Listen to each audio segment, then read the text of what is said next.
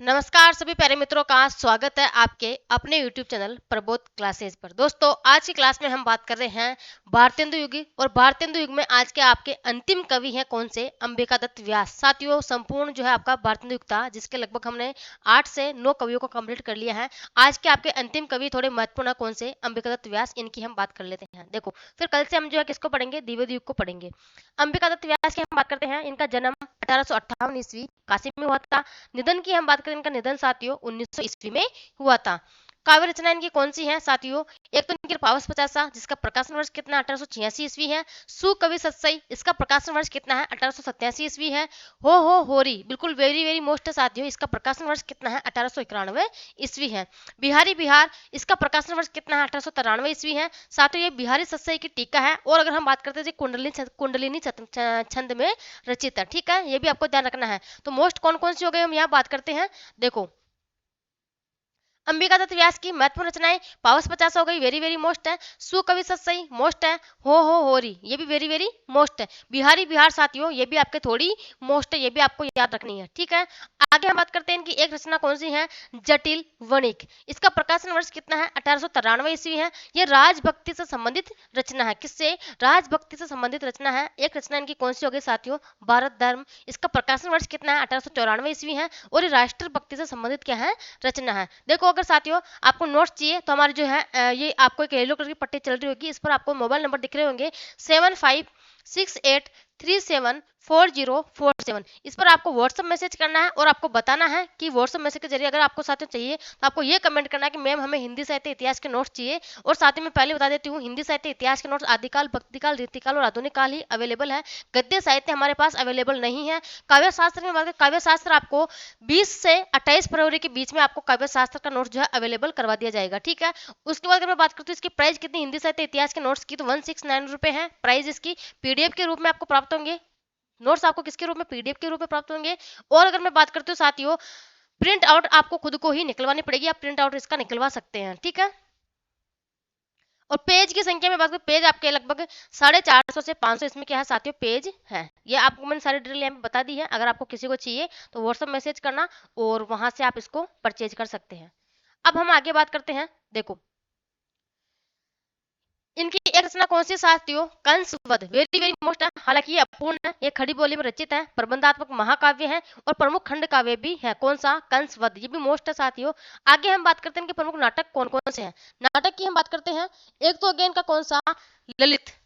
ललित नाटक जो है साथियों इसका प्रकाशन वर्ष कितना है? 1884 ईस्वी है। ललित कर लेना आप, है ना। ठीक है, मन की उमंग इसका प्रकाशन वर्ष कितना? 1886 ईस्वी है। गो संकट, गो संकट का प्रकाशन वर्ष कितना है? 1887 ईस्वी है। भारत सौभाग्य इसका प्रकाशन वर्ष कितना है साथियों? 1887 ईस्वी है। कौन कौन से नाटक इनके कौन कौन से हो गए साथियों? ललित 1884 ईस्वी, मन की उमंग 1886 ईस्वी, गो संकट 1887 ईस्वी और भारत सौभाग्य 1887 ईस्वी। एक इनका नाटक साथियों कौन सा? गो संकट की अगर हम बात करते हैं साथियों तो गो संकट जो नाटक है साथियों प्रताप नारायण मिश्र का भी है। किसका? 1886 ईस्वी में गो संकट नाटक प्रताप नारायण मिश्र का भी है, ये भी आपको याद होना चाहिए। आगे हम बात करते हैं इनके अन्य रचनाएं और कौन कौन सी हैं। एक तो है इनकी आश्रय वृत्तांत जिसका प्रकाशन वर्ष 1893 ईस्वी, ये फैंटेसी है इनकी। गद्य काव्य मीमांसा 1894 ईस्वी है, ये आलोचनात्मक रचना है इनकी। काव्य मीमांसा 1897 ईस्वी, ये इनकी साथियों आलोचनात्मक रचना है। निज वृत्तांत ये इनकी अपूर्ण रचना है साथियों, ये क्या है? इनका आत्मकथा है। ठीक है, देखो इसमें आपके आश्चर्य वृत्तांत मोस्ट है, गद्य काव्य मीमांसा मोस्ट है, काव्य मीमांसा मोस्ट और निज वृत्तांत भी इसमें क्या है?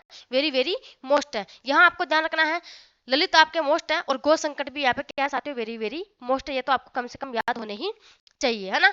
आगे हम बात करते हैं। देखो इनके निबंध और कौन कौन से निबंध की हम बात करते हैं साथियों। एक तो है धैर्य मोस्ट है, छाया, नगरवास और ग्रामवास, चारों ही निबंध इनके साथियों वेरी वेरी मोस्ट है। कौन कौन से?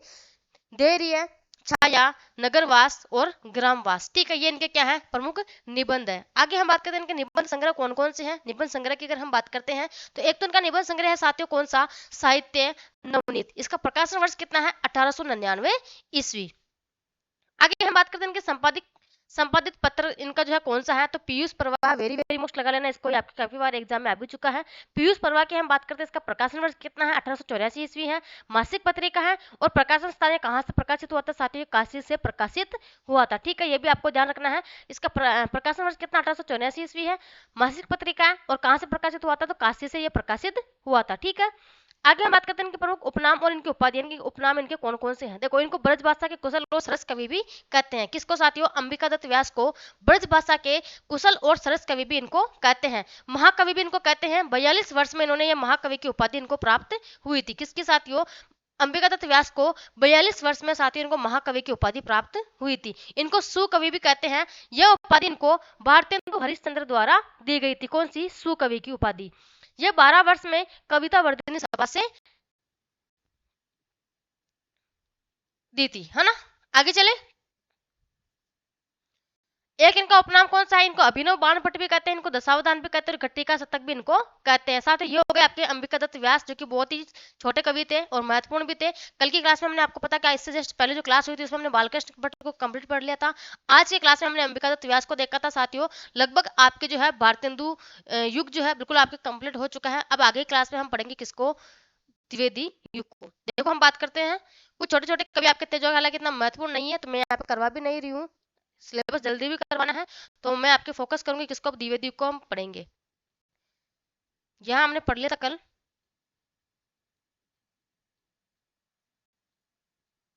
देखो, ये अन्य रचनाकार में आपके बाबू तोताराम हो गए। और अगर मैं बात करती हूँ और कौन कौन से हो गए साथियों, काशीनाथ खत्री हो गई, ये हालांकि थोड़े मोस्ट काशीनाथ खत्री भी। नवनीत नवनीत चतुर्वेदी हो गई। अगर आप लिखना चाहते हो इनको लिख लेना, क्लास देख के मैंने वैसे आपको स्किप कर रही हूँ आपके सामने, तो आप देख सकते हो, देख देख के लिख लेना पेज में। फ्रेडरिक पिनकोट हो गए, गोविंद गिल्लाबाई हो गए, दिवाकर भट्ट हो गए, दुर्गादत्त व्यास हो गए, राय कृष्ण शरण गोप हो गए, और मैं बात करती हूँ रामकृष्ण वर्मा बलबीर हो गए। कुछ अन्य महत्वपूर्ण कवि और भी हैं, पंडित केशव राम भट्ट हो गए, बाल मुकुंद गुप्त, ये तो मोस्ट वेरी वेरी मोस्ट बाल मुकुंद गुप्त साथियों, ये भी आपको ध्यान रखना है, ये तो वेरी वेरी मोस्ट है। इनका इनका जो साथी निबंध है कौन से? शिव शंभू के चिट्टे, वेरी वेरी मोस्ट लगा लेना, खत और चिट्टे, शिव शंभू के चिट्टे, है ना, ये दोनों ही मोस्ट है। इनको भारतेंदु युग व द्विवेदी युग के बीच की योजक कड़ी माने जाते हैं। कौन? आपके बाल मुकुंद गुप्त जी, मोस्ट है ये, थोड़ी ध्यान रखना। मुंशी सदासुख लाल नियाज, इनकी रचना मोस्ट है कौन सी? सुख सागर और एक मुंतक बुतवारिक, ठीक है, दोनों ही इनकी मोस्ट है। पंडिताओं की भाषा इनको रामचंद्र शुक्ल ने कहा था, ये मोस्ट है। सैयद इंसा अल्लाह खां, रानी कैद की कहानी या फिर उदयबान चरित्र, इनकी रचना जो है बिल्कुल वेरी वेरी मोस्ट है, ये भी आपको ध्यान रखना है, ठीक है। आगे हम बात करते हैं लल्लू लाल जी। लल्लू लाल जी की हम बात करते हैं साथ, इनका प्रेम सागर जो रचना है इनकी बिल्कुल वेरी वेरी मोस्ट है।